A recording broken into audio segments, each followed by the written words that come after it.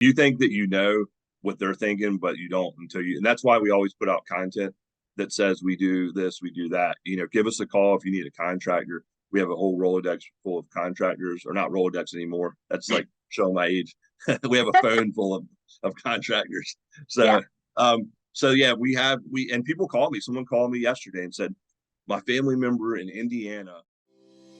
Welcome to the Maryland Real Estate Influencers Podcast, where we explore the ins and outs of the local real estate market. Join us as we chat with industry experts, uncovering tips, trends, and strategies to help you navigate Maryland's real estate landscape. Get ready to elevate your real estate game. Let's dive in. Good morning, y'all. Thank you so very much for tuning in to another episode of Maryland Real Estate Influencers. My name is Jennifer Healy, and today we have Chris Drewer on the phone, or pardon me, on Zoom with us, unless you're listening through the audio. And Chris, tell us a little bit about you, your business, who you are, who you work for, what you do, in case there's realtors out here that are not unaware. Okay, thanks for having me, first of all. So a little bit about me. I'm not originally from Maryland, so that was a challenge when I got into the real estate business because I didn't really have a sphere here. But I moved here in 2002. I was working for Lowe's Home Improvement as a store manager in retail, and then I just got tired of retail. Got into real estate in 2004, September 2004, and just started as an individual. Did real well by working. Some of the employees that I had from Lowe's, a lot of them bought houses the first year. So I just kind of worked that sphere as much as I could. And then I started growing a team, I would say 2012. That's when I hired my first full-time employee that worked for me, my assistant, and she's been with me ever since. Basically, I work all over Maryland, but mostly in Baltimore County, Harford County, and Baltimore City, some Anne Arundel, some Cecil. And then I'll go to Carroll and, other places too on request. I'm trying to build Ocean City, and I'm getting my Delaware license right now. I'm in the middle of doing that. So I can do Delaware and Ocean City, so all the beaches. Oh, very nice. Very nice. So there's two things that I'm interested in based on what you said. And the first is I'd like to talk about your production from 2022, your personal as well as your team. Let's start out with that because I really want to make sure that the agents that are listening at this time understand the fiber of who we have on the line with us today. Okay. So 2022, my personal production was 52 units and 13.1 million in volume. My team production for 2022 was 127 units and 33.4 million in volume. Wow, that's huge. That's huge. And that's what I wanted these realtors that are listening to hear and to see, that they're in the midst of all this craziness. There are people that are still doing very well and having great numbers. Do you happen to have your 2023 year-to-date numbers? Yes, I do. I track it pretty regularly, but I hadn't looked until I knew I was doing this. I had to refresh it. But yeah, so I'm tracking a little under for individual, but team is tracking over last year. Right now for individual, I'm at 24 units and 9 million. So my average price for this year has gone way up because I feel like prices have gone up. Plus, the older you get, the more people are buying bigger houses and selling their old house. The ones I sold them, 15 years ago, now they're upgrading. So especially during COVID when the rates were low, a lot of people took advantage of that and bought bigger houses. So I feel like my average sales price has gone way up the last couple of years. But for the team this year, we're sitting at 71 units and 23 million already. So, wow. And this is supposed to be a down by 33% year. So it's not, we're going to be over last year, definitely. I love hearing that. And I have to be honest with you.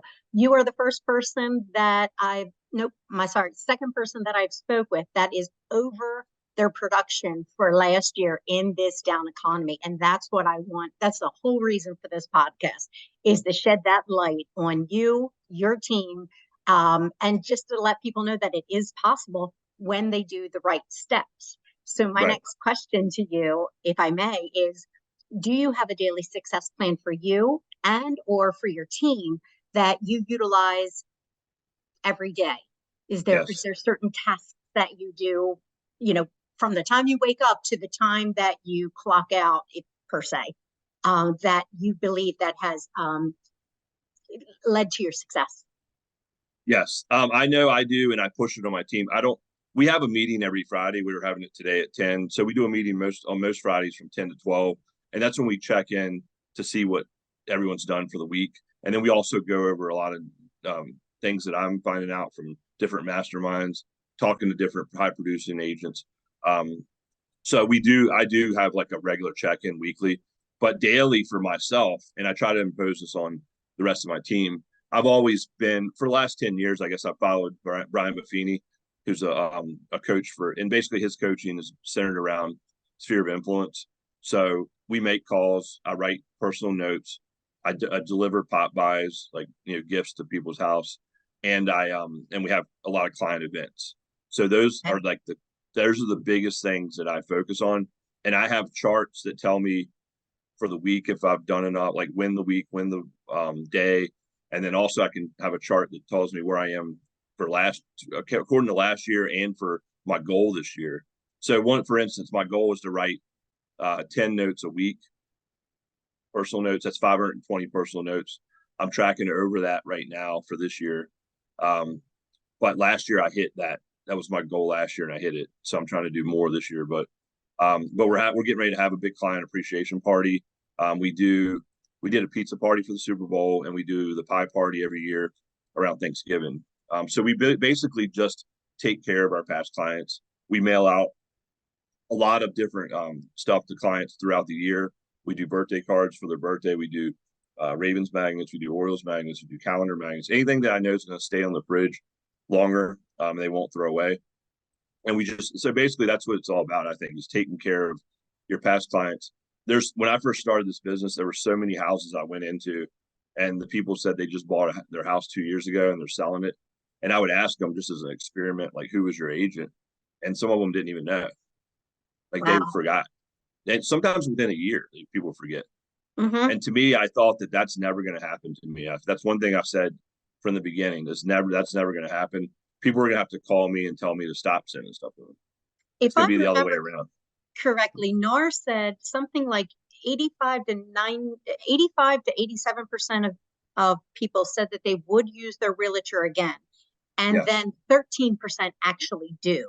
That's right. A huge gap that they're just not, like you said, not staying in contact with them. So right. They're getting them.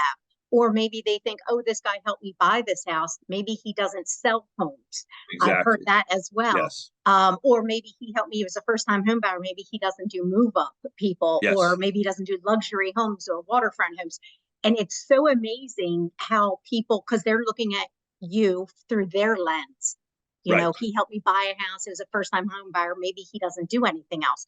It's right. Amazing how individuals' minds work that are outside of our industry.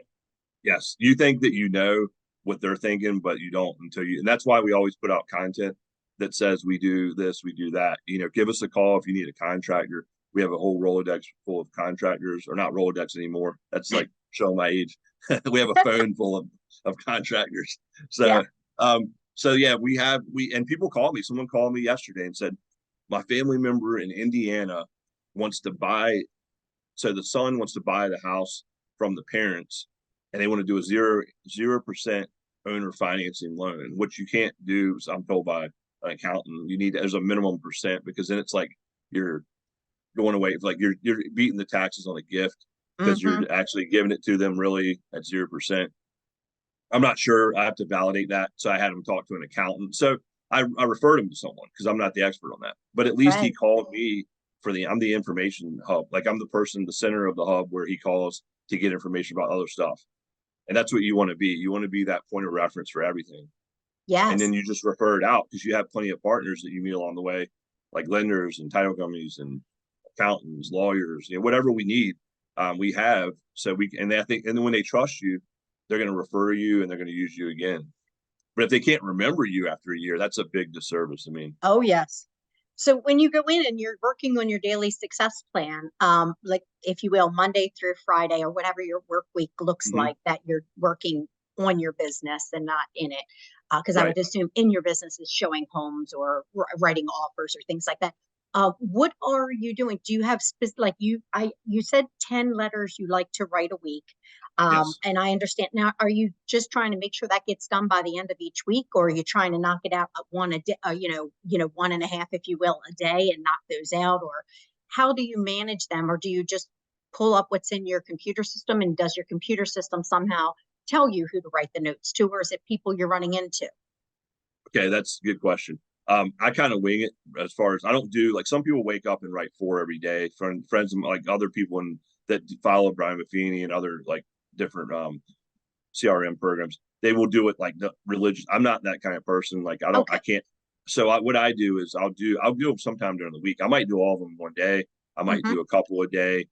If I ever have a flight somewhere, I write 25 to 30 and catch up for weeks or get ahead for weeks. Oh, yeah. Um, because that can give me, I can print everything out. And so to answer your question about who to write them to, this system has a rotating list of clients. And when you write one and you say you wrote one, you click on it, and then it puts it to the back, and it pulls up someone you haven't written to. So I don't have to Oh, determine. I don't have to determine who to send it to.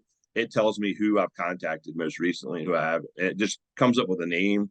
And if I want to skip them because I was talking to them yesterday, I might do that. okay. But if it pops up, it's usually because I haven't talked to them. So that's Okay. how I know.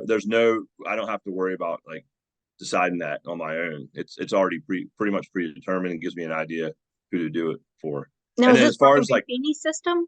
yeah, it's called Oh, Referral Maker CRM. He okay. owns it. Yeah. So and that the good thing about him is he has masterminds live too. You can go to like I think right now he's having one in San Diego. He'll have one in Nashville. He used to come to Richmond a lot. I think he still will now. With COVID, they cut down the live Hmm. masterminds, but now they're back up and running. And you meet a lot of good people. I have friends across the country from that I've met through that system and we refer each other business a lot, especially the Northern Virginia Hmm. agents. Like they'll refer up here and we'll refer down there. So Now it's the it's same. another way to meet people and network, but you're also if you work that system, you're taking care of your clients to the point where I'm telling you, I've had a couple clients say, we're not going to buy ever again. Don't stop sending us because there's too much stuff going to them. But that's actually not a problem to me. I mean, if I'm sending too much, I'd rather them just tell me to Oh, yeah. stop instead of me saying, I've already sent too much. I'm not going to determine that I've sent too much because then maybe they're like, they didn't get something. Maybe they think I didn't send enough. You don't know. I mean, so you Right. don't want to ever guess that way. I'd rather have Hmm. too much than too little. So So it also tells you, I'm assuming with the pop buys and everything is yeah, scheduled. That is very cool. the cool thing It's about did the not cool know thing about the pop buys is I can have them in my car, and when I'm out showing houses, I can click a button. It pulls up a map, kind of like everything has now, like Starbucks, Dunkin', the nearest location, and it'll give me the nearest house to me if I'm out Wow. showing houses. And I can hit a button and it gives me directions on the phone. It goes into Google Maps and it just takes me to their house. Oh, And that's it so. knows, yeah. So I can do that if I'm like, I don't know who to give them to, who's close by. I can just hit it comes up with a map and it has all my past sales in it. And they're just little like balloons on top of the house. And then you just hit the one that's closest and it tells you who it is and you get directions and it takes you there. So Very cool. Very cool. Now, do you have the breakdown of the types of loans you're closing from your sphere, whether it's referral based, repeat business, sphere, or yeah. leads? Do you know how that breaks down within you and or your team? Yeah. So for one thing, I haven't worked in a couple of years. I haven't worked online leads very much. So Okay. I would say 90% now, 80 to 90% of my business is past clients or Okay. family or friends or referrals from past clients. Gotcha. Now my team's a whole different story because a lot of them are newer. So they're just really getting leads from their sphere, but also some online leads that I'm providing. So, but as far as like this year, I would say, first of all, I didn't work with many buyers. I think you saw my breakdown. I mean, the last 12 months, I think I had 8 buyers and 33 sellers. So I didn't have a lot Mhm. of buyers, but I would say I'd say 2 of them, maybe 2 out of 8 were FHA and the rest were conventional or cash. Right. Um, so I have had a lot of cash. I do deal with a lot of investors. So a lot of times we do see cash offers. just because either they're selling other properties and they're buying a new one, or they're just picking up houses, to keep in rent, holding Oh rent. yeah. Oh, definitely. Um, you have an outrageously positive mindset in what you're sharing with me. And how, in the midst of all the craziness and the negativity that we're hearing on the media about our industry, how are you keeping such a positive mindset when it comes to your team and the success that you're having when there's so much negativity out there? Well, I think it helps going through 2007, 8, 9, like going through that period. I was in that period, and I was halfway. I'd been in business for 5, 6 years, so I was still a little bit new. That was that was a lot tougher than this. I mean, I actually was lucky because I got into a couple banks where they let me sell all their foreclosures. Okay. So that helped get me through those years. But I remember just not giving up. And also, I think it's a good time to look at your circle too and see who you're hanging out with, because you're hanging out with people that are like Debbie Downers, or the people who are talking about all the doom and gloom. That's going to put you in that same mindset.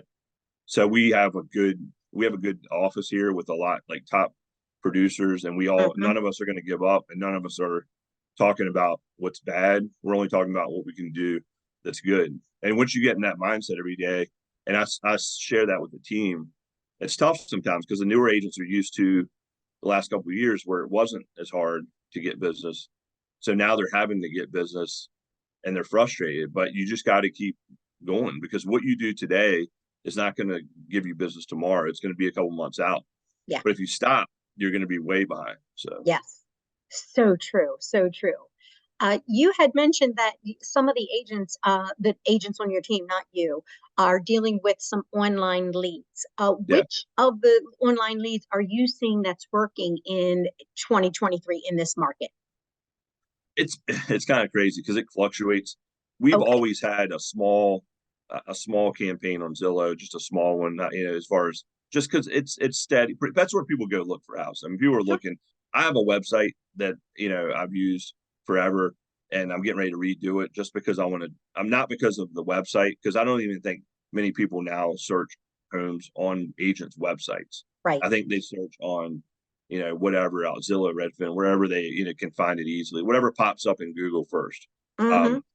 So I don't think that they necessarily look at search homes on your website, but I think you have to have a good website to validate your business when people go there to see it. So Right. so what I'm doing is I'm trying to make it easier to convert leads, and I'm going to start running some more funnel ads on Mm-hmm. Facebook. Facebook ads are working pretty good. We're seeing we're having success on Facebook Marketplace of all places.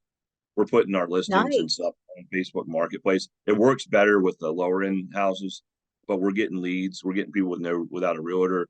We're getting people want to see houses. Then they're looking at Facebook Marketplace. I would have never thought that.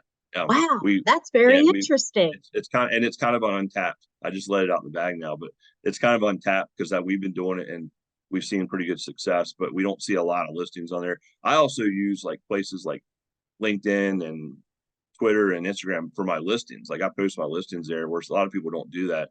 But I think that helps. We've been toying around a lot with social media. We do a lot. Like we have a lot of people in our team that are younger and they're really good at. They're doing reels. They're doing TikTok. They're doing. So they're really hitting hard on social media, and we are getting leads from there also. That's fabulous. I love that. And Yeah. I've just did a webinar myself on how to monetize TikTok. Yes. So again, I see people that do TikTok, but I don't know that they've monetized it. And that would be the only reason to do it, right? So that's what so I did a great webinar. And I'm happy to share that with you if you want to share it with Okay. your team on how to Sure. monetize TikTok. The woman had 220 people come to her website and apply online. She was a lender. And Yeah. out of that, 25 deals closed. And that was 25 deals that she handed out to the realtors that she worked with in Right. one 12-month period. So Yes. 220 leads, 25 closed. I think that that is a huge success myself for just making a video, sticking it online, and other people seeing it. I thought that was huge. I mean, Right. just it was very impressive. Another thing that I have to plug too is and it's hard to believe that I can do all this in one day. People ask me all the time, but I also am very heavily involved in volunteering at the board level. So I was the 2021 Hartford County president of the board. And also I've served on Maryland Realtors board, and currently I'm serving a 2-year term on NAR's board of directors for the National Association of Realtors. So I'm heavily involved across the country, and I know what things are coming down the pipeline as far as like, new trends, and we're, because I'm actually there voting, every year with the National Association Board of Directors. So that helps me. It kind of gets you in the room with people who are successful, people that care about the business and the industry. Yes. So I think that's helped me also. But I'm also currently the president of the $1 Million Real Estate Association for Hartford County. Okay. And on that topic, we had a girl, an agent that I found from someone else that referred her to me. She came and talked to us. I guess it was last week. We had a meeting, and we always have a presenter. And she's on TikTok. She's been in the business like 3 years. She's on TikTok. She has 431,000 followers. Wow. And she posts good content. She's energetic.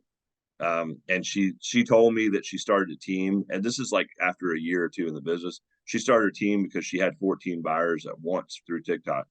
Oh, just at one time, and she couldn't handle them. Of course. So she said she had to start branching out and getting, like, having, because she's on the Eastern Shore, so she had to have someone in Bel Air, someone in Annapolis, someone that she could pass the leads to.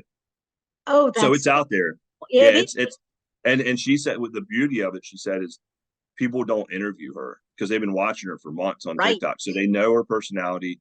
They know what they get when they see her, because she was a little, like she said, she's like, I'm edgy. You know what you're going to get when you meet me, but you're already going to know me better than I know you, because you've been watching me post for 6 months or whatever, a year. Very cool.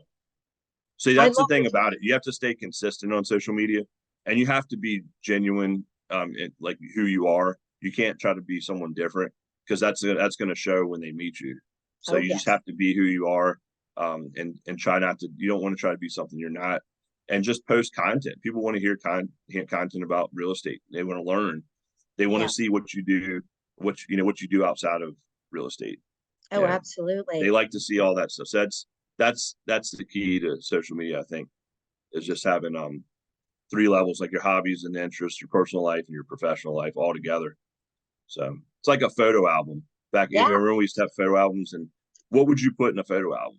I see too many people, and I'm guilty of it too. We're always talking about like what we just sold or what we just listed or what our production was, but that's not really, that's for ourselves. That's not really for the public. Doesn't really know what that means even. Especially when people put their year-end totals, they don't know what that means really. Right. They might think you made 33 million when you did 33 million sales. So that's not, and that might not be the thing you want to portray to your clients. Right. That might not be what you want them to think. So that is so true. Yeah. You had mentioned something about trends. You're finding out, because you're on these boards, about the different trends that are occurring in our marketplace. Yeah. What should we be looking out for in the end of 2023 as 2024 approaches? Well, I'm an economics major. I went to college, 4-year college, and majored in economics. I went to a small school in Virginia, Longwood College. Now it's Longwood University, but so I like economics. I like all the dry numbers and all that stuff. So there's an economist, Lawrence June for NAR. I follow him a lot, and I've met him before. And he's been talking about, and Brian Buffini had a mid-year meeting like a month ago to talk about rates. It was great with Brian. Yeah, you saw it, right? Stevens. Yeah. So they're I guess they're predicting that rates could be in the 5.5 range maybe by the end of the year, and then next year we could be in a range, maybe somewhere in the 4s. I'm just throwing out numbers he threw out. So I think that could help a lot with the industry right now, because I think right now most people are happy with their rate, because they, how many people refied during or bought during COVID? A lot. Very true. So why would they have to have a reason to move? Because they're really happy with that rate, and they have to move up now. Now they could always buy now and refi later, or use like different options, like buy downs and all that stuff you can do to try to soften the blow. But I think that people are just hesitant about that. But we're also seeing a trend of lenders and realtors exited the business, unfortunately. Well, I mean, some of them, that's the problem. I mean, when you get in and you just want to make money quick, it's hard. They're not as effective because they're not really looking at it as a long-term career like a lot of us are. Yes. So that's going to help us, I think, because there'll be a smaller pool when it ramps up again. There'll be less. I'm starting to see that on my contracts, like over and over, some of the same agents, over and over. Like I have the listing, all the buyers agents are people I know. They're all people that've been around. That's starting to happen again. Like that happens. We've been through cycles in 19 years that I've been in business, and I've talked to people that've been in business 40 years, and they've said that the same things happened over and over.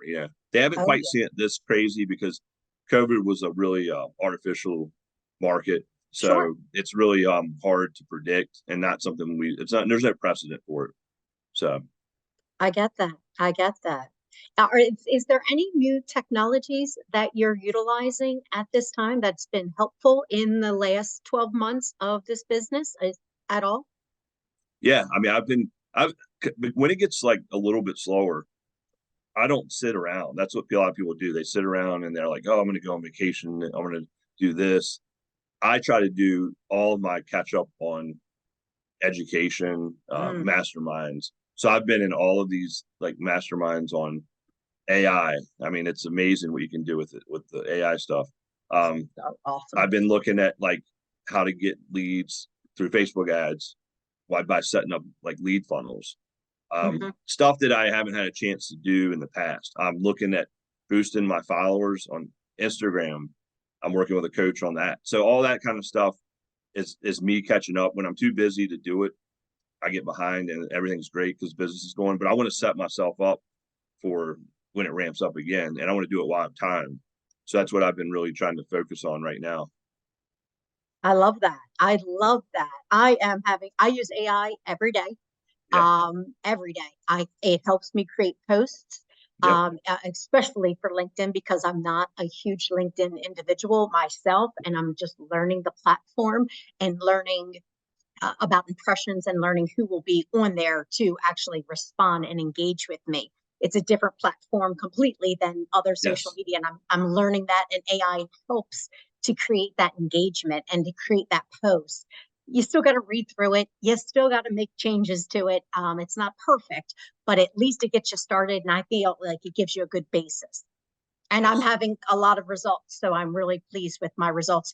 Anywhere from 50 to 350 impressions for somebody that's brand new at this. I'm excited about that. I post a lot of LinkedIn. LinkedIn's a whole different platform. Like you see people on there that don't even have Facebook, Instagram accounts, but they have LinkedIn because they're focused on strictly business. And I'll see their names some of them are the same. Like I've seen you like or comment on my post on LinkedIn. So some of them are the same, but some of them are people like I went to high school with that I've never seen on social media, but they're on LinkedIn. So that's a good thing. Like I think that's important to know that it's a whole different audience. So but it is it's very effective, I think. I think so. We have a brand new agent, for instance, with AI. Going back to that, brand new agent just started. He's 19. I just announced on Facebook that he started with us, and he was like, I said, I need you to write. I require people to have 50 people in their sphere when they come to me, or I won't even like consider them on the team. And then also I want them to write a letter the first month that introduces them to the public. And then we send out that letter with a business card magnet to everyone on that 50-person list. And he was having trouble at his age writing a letter.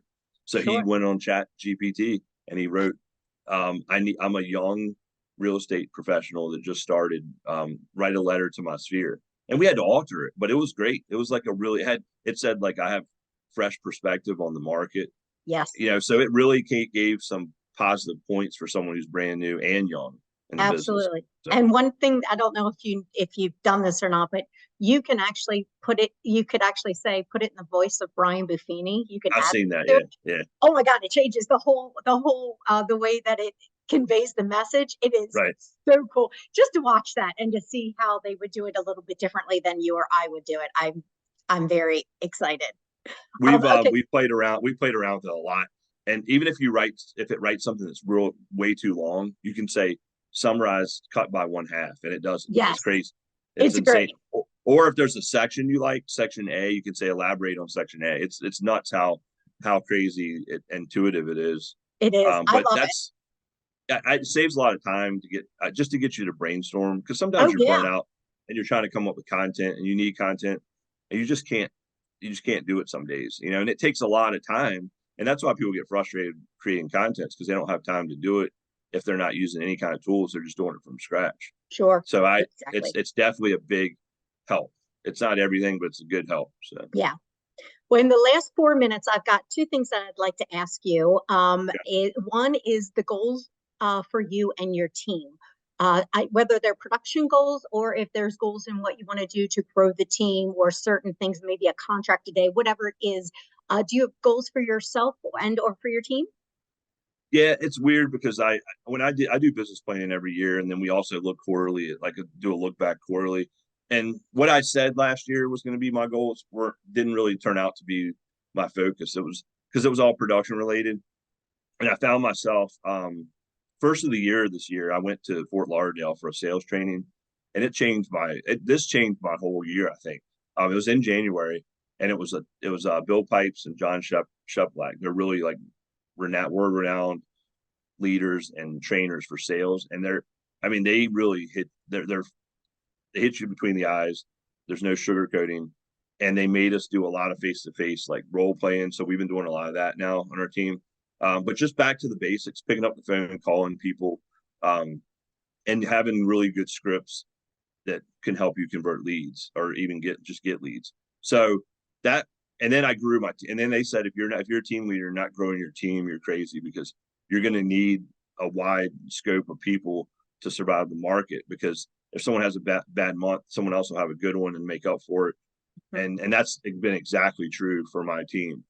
There's months where I have maybe one deal where I used to have, every month I would have 7, 8. And now I'm down to sometimes where I have one, but our team this month has 17, together. So that shift was something I really needed. It was crazy because it wasn't an expensive 3-day class. I don't know how they did it for the price they did it. And I'm glad I went, because it changed my whole year outlook. It changed the way I did everything this year. That is so fabulous. I love hearing that. Thank you so much, Chris, for coming on here today and sharing your successes, your team's successes, and sharing that you are still kicking ass and taking names in this 2023 market, and you're not letting the news, the media, and all the hype that we're hearing affect how your team is producing. And I just want to congratulate you on the success that you're having.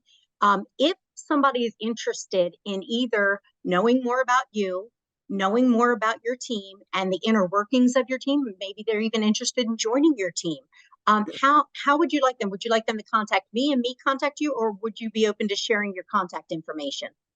Yeah, either way is fine. I'll do my cell phone is 410-292-3218, and I'm really trying to push Instagram. Like, so if they want to find me on Instagram, I have two handles. One's Drewer _, so it's DREWER_TEAM, or just C Drewer is another one I have. I have two different pages, and I'm really trying to ramp them up. That's really what I'd like to use instead of email, because that way people can get to know who you are and what you do. I love that. Thank you so much for taking your time and being on here and sharing a little bit about you and your team and your success. And I am so grateful. And realtors, if you're here and you want to know more about Chris and his team and how it works, please reach out to him directly. If you found this podcast valuable, please take a moment and provide us with a review on whatever platform you're viewing us on. And we would love to have a conversation with you and find out what you found valuable about this conversation. Thank you so very much. And until next week, have a great one. Thank you for joining the Maryland Real Estate Influencers podcast. We'd like to ask you 2 favors. Number 1, forward this podcast to 3 of your favorite realtor friends. They'll thank you for it, and I'll thank you for it too. Number 2, we'd love reviews. It helps get the word out.